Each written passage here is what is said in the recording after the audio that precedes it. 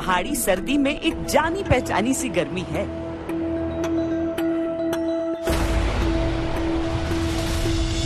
धुंध की चादर है, लेकिन लक्ष्य पर नजर है।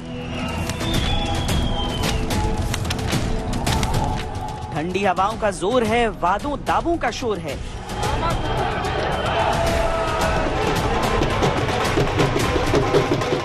वोटर से लगाव है, मुद्दों से जुड़ाव है, नेताओं का झुकाव है, इम्तिहान हर एक पड़ाव है, सियासी तनाव है, क्योंकि हिमाचल में चुनाव है।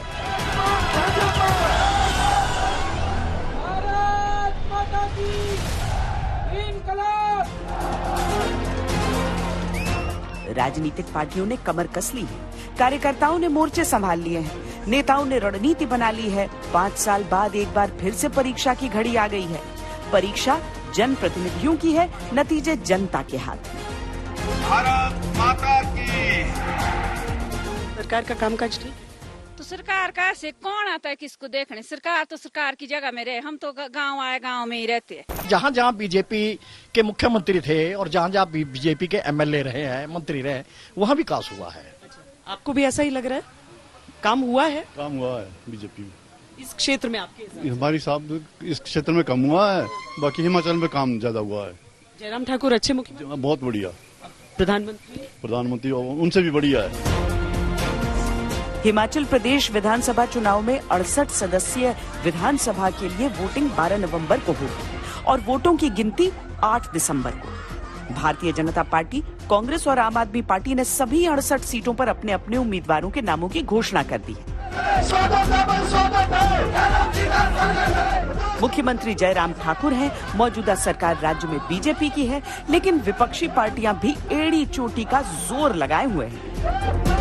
अभी जादूगर जब आएगा तो आप देखिएगा कैसे 2/3 सीटों से ज्यादा आएंगे। मोदी सरकार के 8 साल में ईमानदारी के साथ सरकार चली, भ्रष्टाचार मुक्त शासन दिया और विकास के नए आयाम स्थापित। हिमाचल प्रदेश में कांग्रेस की सरकार बढ़ रही है 2/3 बहुमत से, और मुख्यमंत्री कांग्रेस का होगा। दुनिया का काम किया है, प्रदेश का काम किया है, इसलिए वो उसके सबके ऊपर जीतेगा ना।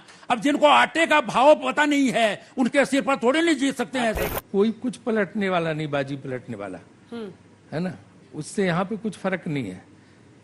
इसलिए आप बिल्कुल निश्चिंत रहिए कि यहाँ 2/3 बहुमत से कांग्रेस सरकार बनने जा रही है। भाजपा के साथ एक भी सहयोगी दल नहीं रह गया, एक भी अलायंस पार्टनर नहीं बीजेपी के साथ, इस तरफ कोई ध्यान नहीं दे रहा, सिंगल है पार्टी। हमारी सरकार 5 वर्ष तक रही, 5 वर्ष तक बहुत बढ़िया ढंग से काम हुआ और फिर से सत्ता में आने के लिए हम लोग लगे हैं और निश्चित रूप से कामयाबी भी मिलेगी। 42 साल से ये नूरा कुश्ती हिमाचल प्रदेश की जनता देख रही है। ये दोनों एक ही सिक्के के पहलू हैं, एक ही सिक्के के पहलू है, चिट भी और पट भी।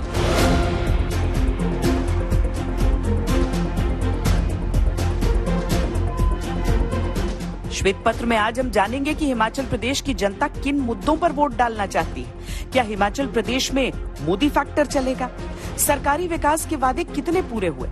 जनता के दिलों तक कितनी पहुंची है राज्य की सड़कें? ओल्ड पेंशन स्कीम को लेकर क्या कहती है जनता? सेब किसान खुश हैं या नाराज?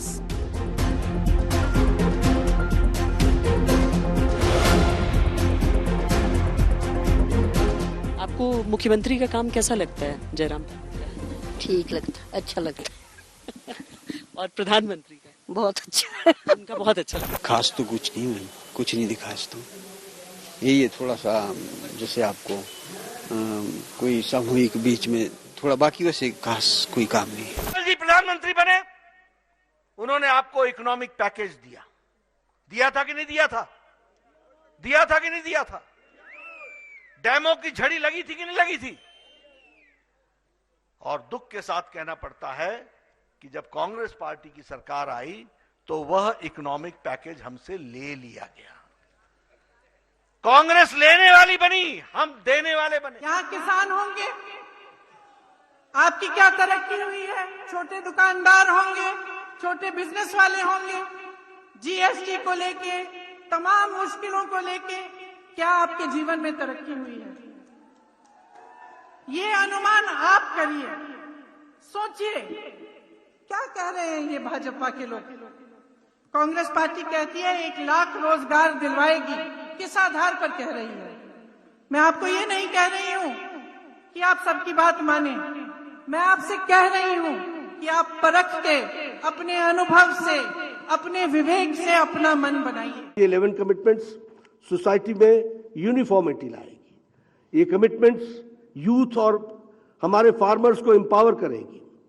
ये कमिटमेंट्स हमारे हॉर्टिकल्चर को मजबूती प्रदान करेगी।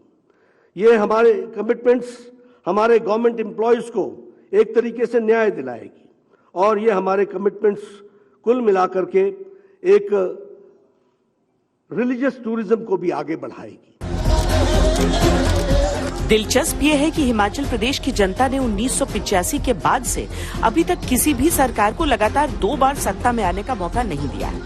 1985 के बाद से हिमाचल प्रदेश में 8 बार विधानसभा चुनाव हुए, लेकिन हर बार यहां सरकार बदलती।